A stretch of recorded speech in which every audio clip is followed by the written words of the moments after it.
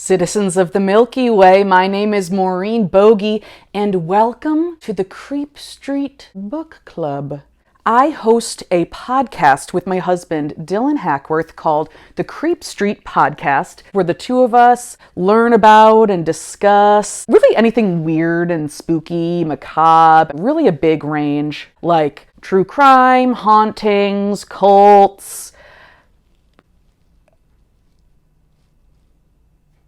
urban legends, monsters, creepy little guys, and a lot of other things. You can check that out at Creep Street Podcast, available everywhere you listen to podcasts. Now, what the Creep Street Book Club is, it is a book club where once a month we will gather here together on the last day of every month to discuss all sorts of different books, as long as they fit within the Creep Street realm or genre in some way. So we're going to be reading so many different types of books, funny, serious, fiction, nonfiction. I cannot wait to read and discuss with you all. At the end of every episode, I will announce what the next month's book will be. So stick around until the end to find out what we will be reading and discussing on the last day of November. Now, you may have noticed that this is coming out not on the last day of October.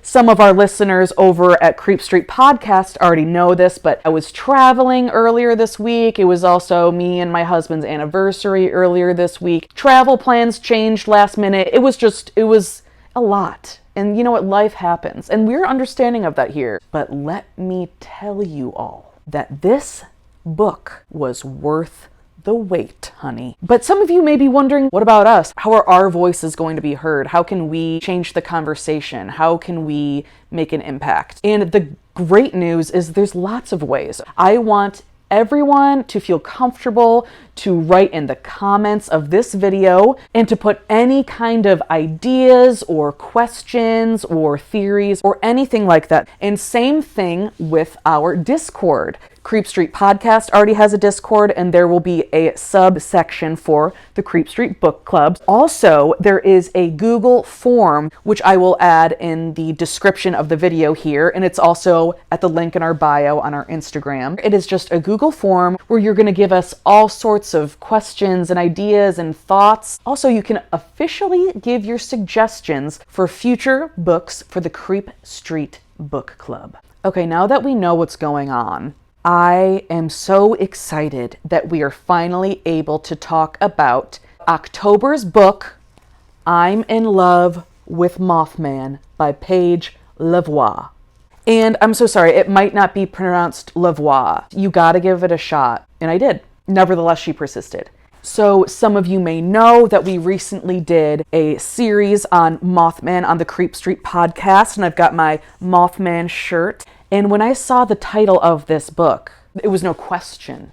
Just a good book to get us started. I don't want to start, going with something too intense too fast. And not too long after that, but not soon enough, I did realize that this book is incredibly sexual.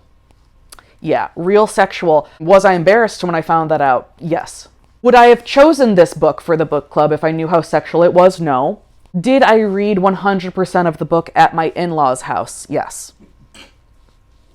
Yeah, so I think experienced this book in kind of a way that was full of a lot of emotions. And you know what? This book is full of a lot of emotions. I'm excited. We're going to get into this now. Let's talk about it. So to get us started, let's remind ourselves what's going on. And for anyone who is just jumping in without reading the book, we've all been there. It's totally fine to just do the book club. So now I will proceed and read the synopsis of the book. 22-year-old Heather is suffering from an epic case of burnout. So just like any other young influencer, she abandons her social platforms, gathers up her best flowy dresses, and moves to a desolate cabin. Heather imagines spending her #unplugged days traipsing through the woods and tending to her garden. However, her cottagecore fantasy is turned upside down when a wounded cryptid crashes into her roof. And her heart. With no help from her internet followers and the local monster hunter growing suspicious, Heather's quiet life in the wilderness has suddenly become a little more complicated. To make matters worse, she thinks she might be falling in love with the brooding winged man in her living room. You know, I don't even know what the right term is, not to, be a judgmental whore, but I don't usually read books like this. So I was excited. I want to tell you what I was anticipating. I gotta be honest up top, and I might ruffle some feathers, but I'm brave enough to say what I think is right, and that is that moths are the worst. I've always thought moths were so unsettling. I've never liked them. I actually feel like in my chest it's getting like I don't like it. It's like they're too big and they are too like thick to be a butterfly, and I don't mean thick in a good way. This is a negative thick. I just don't like it, and I won't change my mind. Anywho, and I also had some concerns, mainly medical / logistical concerns. I'll elaborate more on that the more we get into the book, and I think it is time for us to truly discuss I'm in love with Mothman. So we're hitting the ground running right away. Our protagonist is an influencer. She is signing off from some sort of video, and she ends this video by saying, "Good night, everyone. Don't forget to like, subscribe, follow, and remember, you have the power to do anything." But we also hear right away too that she's feeling tired. It's tough. She doesn't really like what she's putting out. She feels just stressed, unfulfilled. This isn't for her. She is upset too because there's this beauty company called Babley Beauty, I think. She was supposed to do an ad for them, and she says the product made her break out. And then she's like, why did they think I was trashing the brand? And it's like, girl, you're trashing the brand. We of course love our protagonist, but sometimes what the even fucking fuck is she talking about? Also, I'm like immediately confused too, because she feels like she isn't doing a good job, and it just seems like she's having a really tough time. But then she thinks, tomorrow I'll get organized, starting with a new planner. Or maybe I'll start interviewing assistants. Girl, what do you mean interviewing assistants? That's insane. I'm confused. I'm just confused. Then that night, she starts doing a late night realty check. Okay, you got to check Zillow. But then I realize she's actually going to buy one of these places that she's looking at. She actually can afford to buy a damn cabin. And I know that this cabin, it's, kind of run down, and it's in an area that isn't heavily populated. Still, once again, I'm left to be confused, but that's okay. I don't need to know everything that's going on all the time. It's too much, honestly. But she buys a beautiful old cabin in a very wooded area in Ohio, but just across the river from West Virginia, from Point Pleasant, West Virginia, actually. So I don't know what's gonna happen. And this doesn't matter at all, but I just think it needs to be mentioned. Her car is a Nissan Cube, just so you know. And Heather is really committed and very serious about making this work. And she says, if I can't be happy here, I don't know that I'll be happy anywhere. And Heather, be real. It's not Orlando, rural Michigan, or bust. I can't believe that those are the two areas of the country that you know and you think those are the best ones. And it's just interesting because I don't think that. Then we realize she's going to be sticking out a little bit. She isn't quite like the rest of the people living in this town. Heather goes to the store and she meets this very gorgeous brother and sister pair, which is crazy. And she's, kind of into both of them, but the sister is married. She is interested in the brother. He does this thing that I find so goddamn annoying. No offense, but you look like a city girl.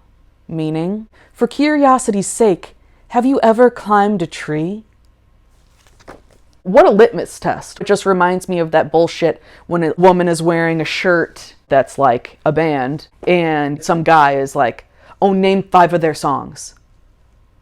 Actually, fuck off. You are a waste. But Chris, this chode, he is a local monster hunter, and he thinks something unexplained and unusual is going on in the woods. Later, Heather is at her house and she wants to prove to herself that she can climb a tree and that she does belong there. Once again, this is not a way to gauge your survival skills or just your preferences, but she decides to go for it. And she's really good at it right away, but she's wearing like shoes that aren't right for it, and she's wearing a skirt.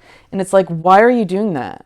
But for some goddamn reason, she climbs all the way to the top of the tree as she's literally falling to her death. Someone gets her, someone saves her, and soon they're flying. It's not until my body starts falling up instead of down that I realize that I'm being held around the waist by someone firm and strong.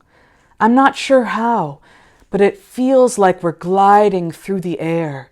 The wind blows in heavy sheets across my skin. I hold tight to the body that encompasses mine, not bothering to think how this is possible.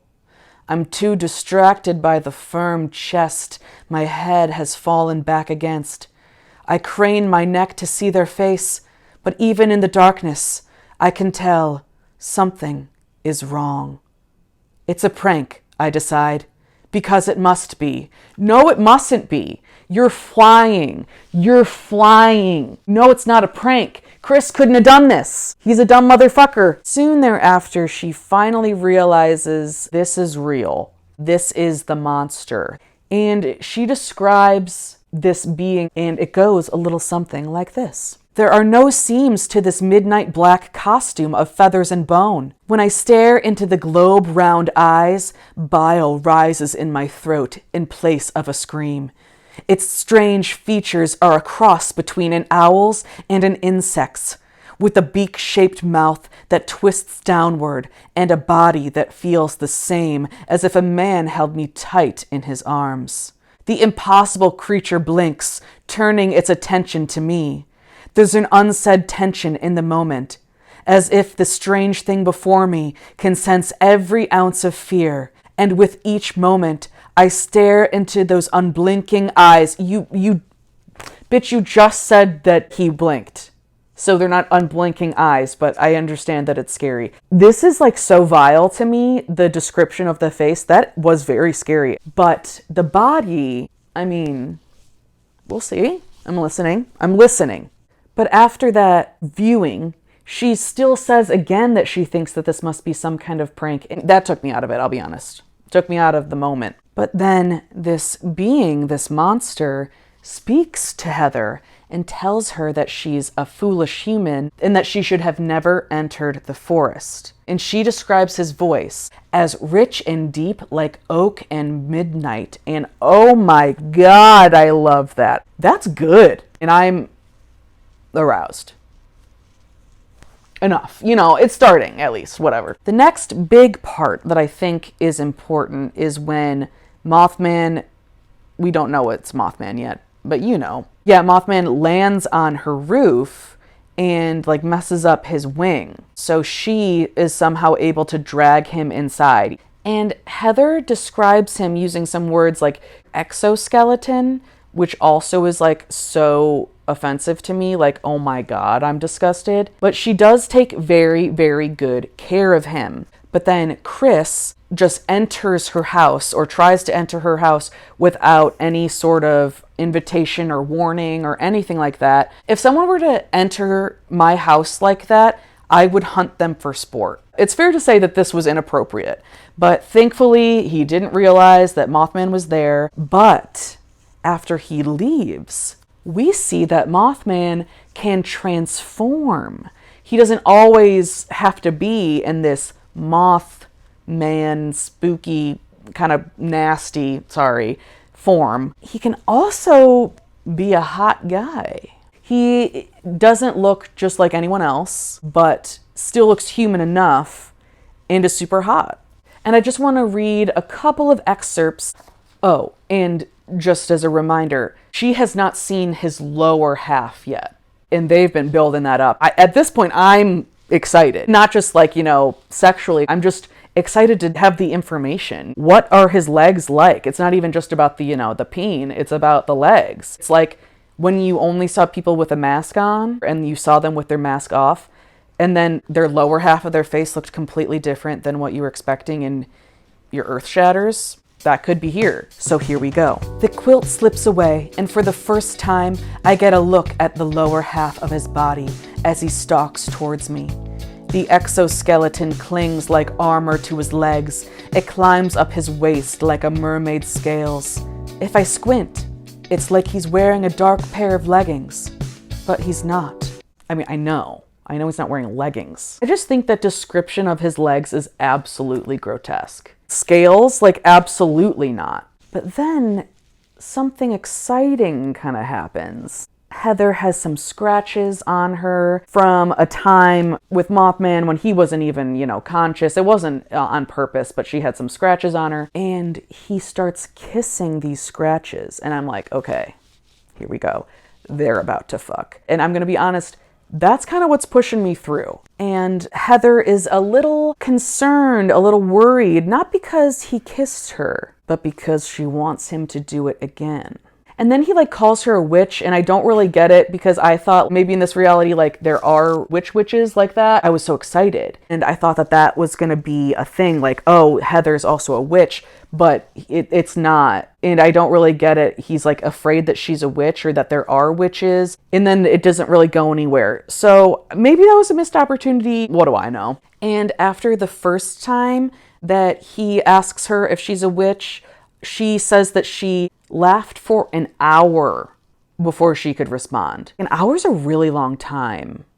And if I were Mothman, I would be running or flying. I would just be getting out. But they start falling for each other. She starts just calling him Moth. She keeps describing that his wings look like a moth's, and we're like, I know. And then Heather is very upset because there's some mean comments about her online, and she's acting like they are so terrible and so hurtful and horrendous. And I don't think they were that bad, but they really upset her. And Moth went in there to check on her, which is so sweet. But he also quickly and promptly left when it started to become implied that Heather wanted some alone time. And that is the blueprint. We love that. But then I forgot about this. I just looked at my notes. But then he's just looming over her bed. At one point, maybe watching her sleep. So that's actually tough. That's tough to accept. But Heather starts to get some more information, and she decides to join Chris on a monster hunt. And then it's revealed that she didn't realize that Moth was Mothman. She had heard of Mothman, the whole Point Pleasant and stuff, but she didn't put together that this was Mothman, that Moth was Mothman. It's just another thing that's just truly astounding. But later she returns home, and Moth has cleaned the place up, made a wonderful dinner, the candles are lit, and later he takes her to this wonderful, beautiful field full of flowers that's far in the woods. It's a nice moonlit little excursion for the two of them. And he also reveals that he really doesn't like humans. He likes her, though. And it made me realize he is Jess from Gilmore Girls. And I mean, it is a tale as old as time. That means that he must really, really, really think I'm really great because he likes me and he doesn't even like people. Come on. I mean, have I fallen for it? Yeah. And then we find out that he doesn't even really know what is going on with him. He thinks maybe he's from another dimension, kind of has amnesia, doesn't really fully know his past. Now, soon after this, we see Chris and just his band of goons that he's friends with. And they are just really weird and very combative with Heather. And they really want to have this hunting competition on her land. And she's like, no, because, Moth is there. And they're all so weird about it and like are very peer pressury and very like creepy and scary about it. So any lingering feelings that we maybe had towards Chris, thinking that maybe he is a good guy, just not the guy, kind of like James Marsden in The Notebook.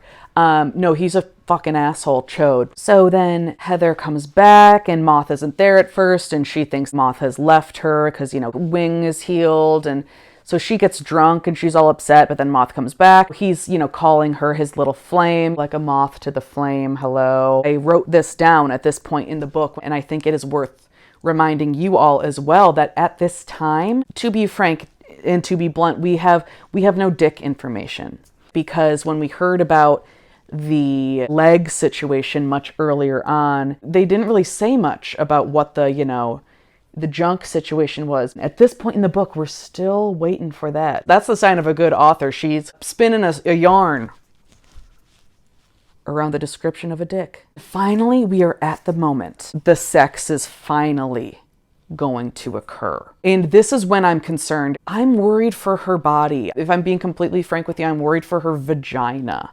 I'm worried for her vaginal literal canal. She can't take in Mothman's penis. Like, it's got to be huge, and also it's got to be so strong and firm and like nonstop. And I think about this a lot too, like in Smallville when Clark Kent, aka Superman, loses his virginity. I'm like, he's gonna bust her in two, and not positively. And on that same note, they talk about like provisions, and she's like, oh, don't worry, I have an IUD. This is Mothman. That Morena, it's not enough. But at the same time, can there even be reproduction? If it can happen, I can't imagine the IUD would be enough. Even on page 159, Heather thinks, my face burns as I consider the logistics of his body and mind together. He's giant. And I know she means that in a good way, but I don't. There's limits and there's boundaries of what we can accept.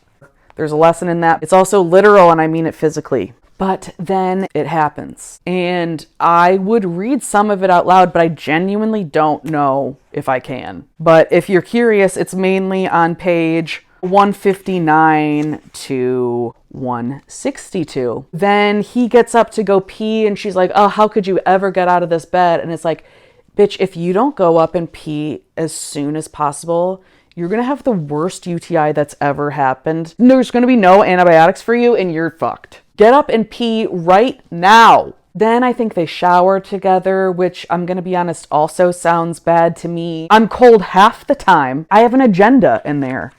I don't have time. But then in the morning, this patriot goes down on her without there being any sort of mention or talk about a blowj. I'll give it up for that.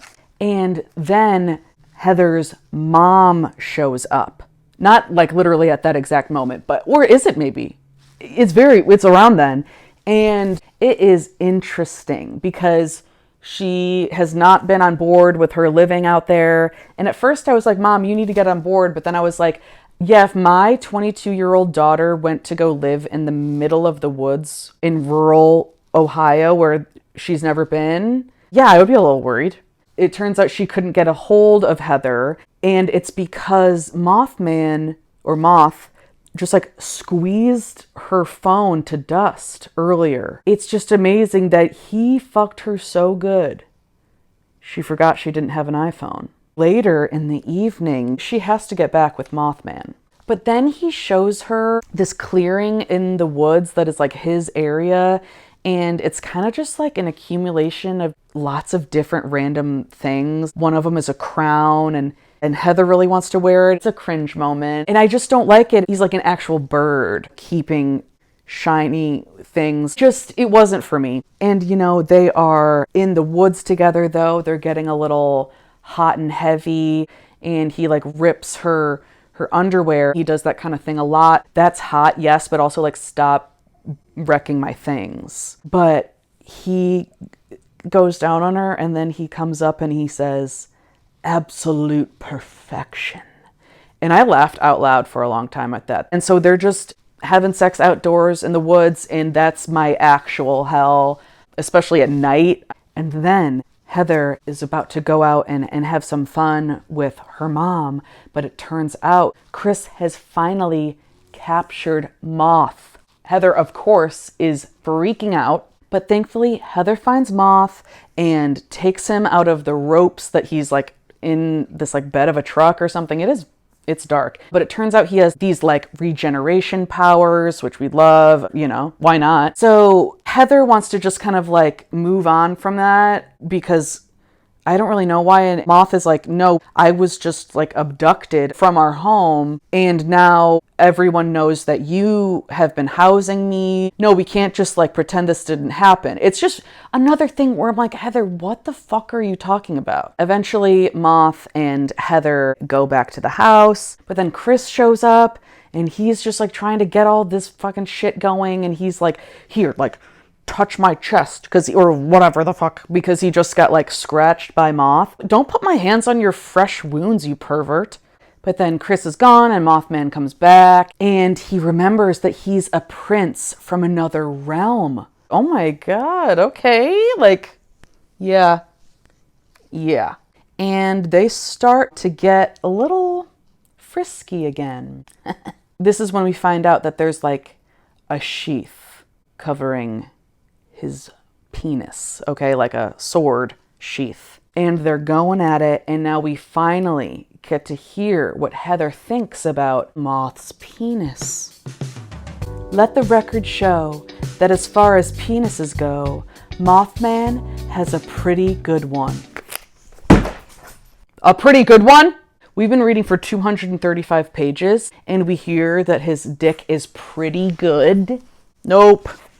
Don't like that. Ugh, such a letdown. But then Moth transforms into Mothman, and then Mothman is like doing the sex with Heather, and it actually makes me nauseous. But I'm gonna read it. The monster who chased me through the woods is fucking me on this roof, and I've never been more in love. When I try to kiss him, he pulls his face away, making me heave a frustrated sigh. You would kiss this face? He asks, capturing my chin with the tip of his claws. His owlish eyes soften into two red puddles. Over and over and over, I whisper in his ear. He allows me to lean forward. His beak-like mouth is hard on mine, but I don't let the shape stop me from exploring the ways we fit together. I'm finding it fun to wrap my mouth around the whole thing like it's the bottom of an ice cream cone, and letting my tongue do the rest. By the way his body responds, I know he likes it too. The man, this monster, is all mine. A beak? A beak? Like mouthing a beak? And really, there's kind of a wild run out here. Chris shoots Heather. He's trying to shoot Moth, and Moth like wraps her in this like cocoon that causes her to regenerate, but it also like causes her to become like a Mothman version of herself. She has antenna, and we never really talked about this, but she loves his antenna or antennae or whatever, and that's another thing that I find like really like just like deeply upsetting, and I don't want that even talked about. And then it ends with them being summoned to this other realm because, you know, he's the prince. And that is where I'm in love with Mothman ends. I'm so happy for them. I'm so happy they found each other, that they're having this connection and that they're so, you know, sexually into it with each other. I can't say that I relate to Heather. I don't feel like I have a lot in common with Heather. I would have made a lot of different choices and decisions and just been different, but she's still likable. And even though this is not the type of book that I usually would just read on my own, I will tell you, I was not bored for 1 second. And that's more than I can say for a lot of books out there. Yes, a lot of stuff didn't really make sense, and there were typos in it. But I mean this genuinely, who cares? It doesn't matter. It was a fun story and, whatever. But those are just my thoughts, and I want to hear about your thoughts on the book. So please share your thoughts in the comments down below, as well as our Discord, and also the Google form. I want to hear what you're thinking, your thoughts, your questions, all of the above. And thank you all so much for being here for the first episode of the Creep Street Book Club. I'm so glad that we had such a fun first book. But the book that we will be discussing on the last day of November has a little bit of a different vibe. November's book is Annihilation by James Vandermeer. And I gotta give a special shout out to my girl, Hannah Tomlinson, for suggesting this scary book. I'm nervous, but excited. Okay, and good night, everyone. Don't forget to like, subscribe, follow, and remember, you have the power to do anything.